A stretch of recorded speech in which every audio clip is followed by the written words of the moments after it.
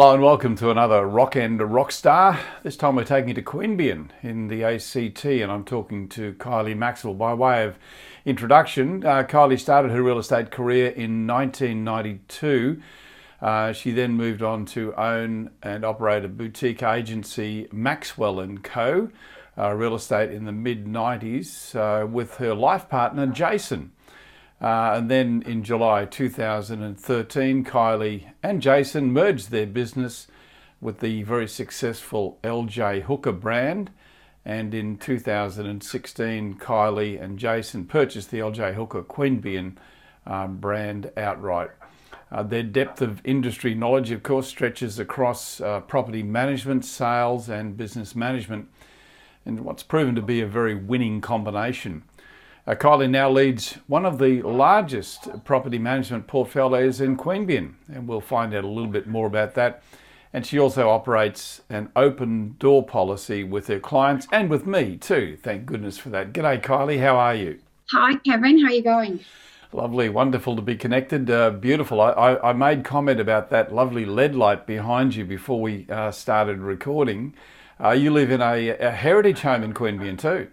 I do. It's a block back from the CBD, built in 1902. And unlike newer homes today, it has lots of character, no straight walls, no doors, timber floors, and it's a really nice, warm family home. Been here about 19 years now. Yeah, wonderful. It's funny, when we hear or we talk about the ACT, I quite often think that everything there is new, given that that was our capital, but you don't think of it as having a history. Was that farming area where you are now? Absolutely it was. My daughter's bedroom was actually the school shop for the school across the road. And is 175 years old now. And yeah, this was a huge farm at the time. Yeah, wonderful history. And is that documented at all? Or would that have been one of the first homesteads there? It's not one of the first, but it's amongst one of the first, yes. Yeah, incredible. Yeah. Do you know the family who built it? There is a bit of a history. John Gale's family had actually built this, and apparently his daughter lived here. But quite often people say to me who went to the school across the road, oh, we remember it was at the front, and yeah, so it has got nice history. Okay, let's get down to business. Kylie, let's talk about your business. I gave a bit of a history there at the front. Tell me a little bit about the area in which you operate. Is it a high rental area? It is. Queanbeyan is a regional town, actually located Wales, so we actually work on New South Wales tenancy legislation and laws. We're 15 minutes to Canberra CBD, and generally our rents are a little bit cheaper than Canberra. We've got a population of about 50,000, and we've got a lot of older units which still provide affordable accommodation for university students. Obviously, being near Canberra, transitional town with public service, AFP and DFAT. So not only do we lease to those clients, we lease a lot of properties out for those clients.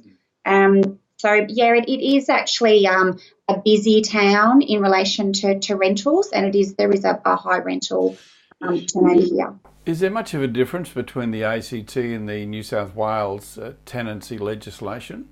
There's a lot, yes. There's a lot. ACT are going through a lot of reforms at the moment. And it will become similar to New South Wales, but they still have a tape because theirs is regulated by the local government. So obviously it's a smaller government. But New South Wales, obviously, we've got the largest state area, so we've got a lot more input. I feel New South Wales is probably fairer to tenants and owners. ACT is probably geared up a little bit more to tenancies.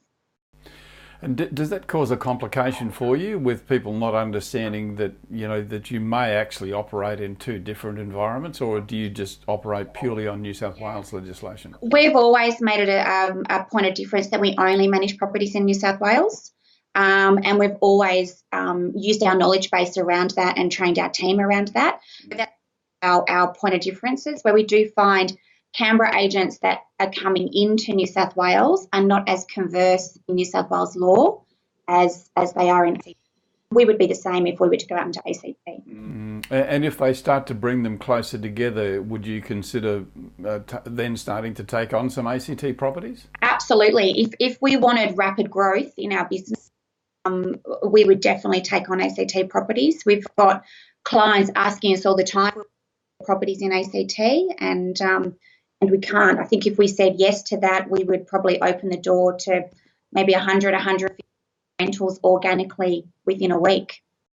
Well, that'd be a great way to grow your business, but then you'd probably inherit a lot of headaches too, I'd imagine, along the way. It does, and I think logistically at the moment we work within a 5 to 10k radius, which means as far as our property management team go, they can manage more per head because the time it takes to get to an appointment is nowhere near it would be in Canberra. If we were to do Canberra, we'd probably be looking at 40 minutes each way to get to an appointment, and so obviously that cuts down your efficiency with your team. So we made the conscious decision that we're locals, a good reputation in town. Our team are all locals as well, and it's a really good point of difference because we are in town, breathe in town, live in town, and, you know, we see what's going on with our properties all the time.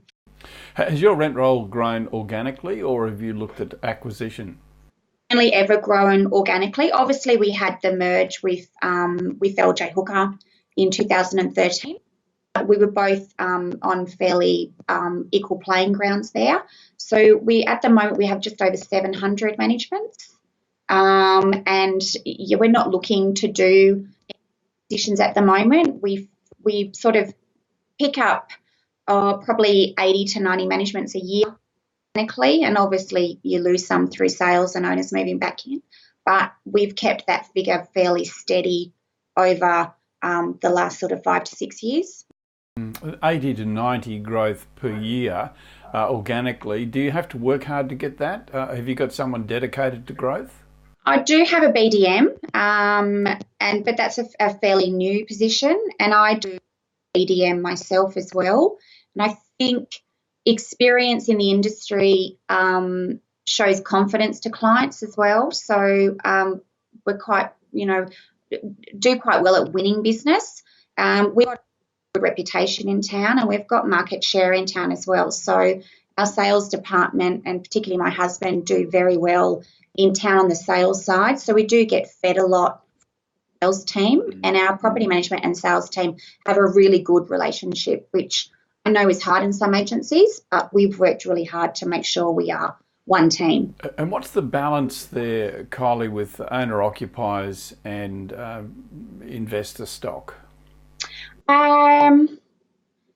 Yeah, it's funny because we've got a few new housing estates going up at the moment as well. Jerrabomber obviously is a fairly young estate, and Googong is very young, which is a lot of owner-occupied. But I would still say probably 60-40 owner-occupied, 40% rentals.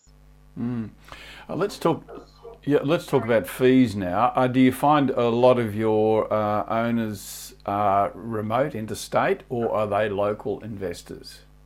We've got a few that are in Canberra, which we still consider them local. Majority of our owners are in New South Wales, but not within the township.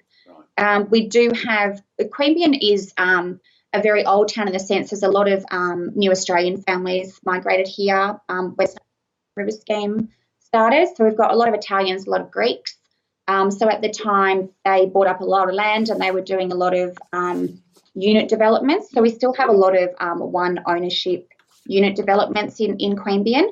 So we do have owners, but majority would be New South Wales, which makes it hard for us because Sydney fee-based is completely different to a Queanbeyan fee-based, and the average weekly rental comes into that as well. I know, Sydney 4 or 5%, where we're still about 8%. And we do compete with Canberra as well in some aspects. But we try to protect that we have a service guarantee in our office, and obviously we have service standards.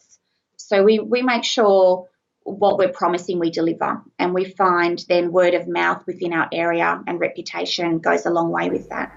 It would be difficult with some investors coming out of Sydney where they're used to, as you say, paying 4 or 5% to jump to Queanbeyan and be paying up to 8%. Is that are you constantly having to train to overcome that?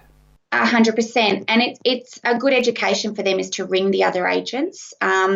We're quite lucky in Queanbeyan that most agents are around the fee.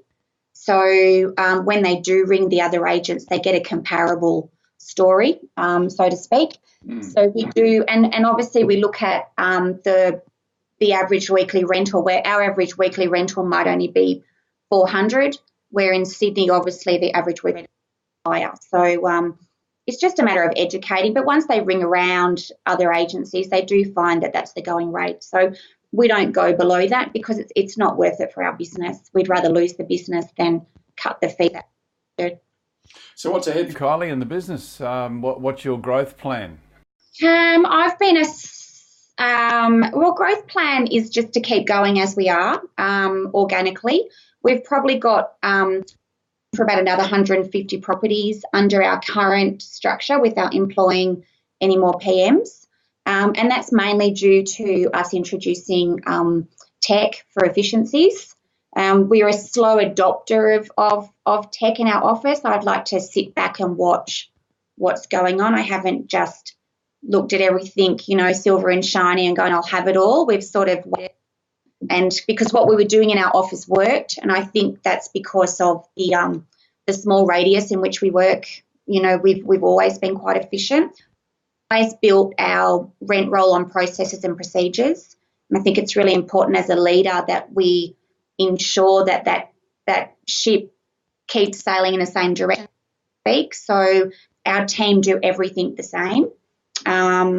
And I get in there and do frontline property management as well. And I think that's a good leadership quality to show your team that you're not afraid to get in there and do that. So growth, I think we just where we are at the moment. And we're probably, as a business, looking at reducing the cost of running more than anything to free up cash flow. So, recently we put on Inspection Express. So we to print ingoing condition reports anymore. And I know 200 sheets of paper doesn't sound a lot, but if you do that over a year and printing costs, it all adds up. Now we just send a link. We've used DocuSign, which has increased our efficiencies in our not in our lease sign-up processes, but actually our lease return rate on rental increases and lease renewals. People can sign a lease renewal on their phone now, and we're getting that back within 5 minutes rather than sending it out through the post and having to chase it days later. So tech has played a big part in those efficiencies, and we've seen it's taken a while, but we have actually seen savings in our business because of that, and we've been able to stream that line of income onto other things that we'd like to do within the business. Yeah, well, of course, we know that you are a Rockend client. They've nominated you as one of their Rockstars. So I imagine those systems, that certainly helps when you use a program like that. Oh, it does. And look, we're actually transitioning to property at the end of this month, which I'm really excited about. But as I said, I did hold back for a little bit just to see how the program developed. And I'm a strong believer. I know you have to come with the times with technology, but we used REST very, very well in business over the years, and it did everything we needed it to do. So the fact that we've waited means that Property Tree has developed so much more, and they've implemented, new things. I mean, they even told me yesterday I now don't have to do 2 end of financial year statements with the transition. They'll actually bring all the documentation across, which is a huge thing. So we're looking forward to that. And it's not that I want my team to work remotely, but in property management, you are dealing with mums that have got children, and children get sick or they want to attend school functions and things like that. So if they can work remotely, if the need arises, then this is going to allow us to do that. Kylie, great talking to you. Thank you so much for spending some time with us. Thank you. I wish you every success in your business, and I hope you and Jason continue to grow the business well, and we'll watch it with interest. Thanks for your time. Thanks, Kevin. Pleasure. Thank you.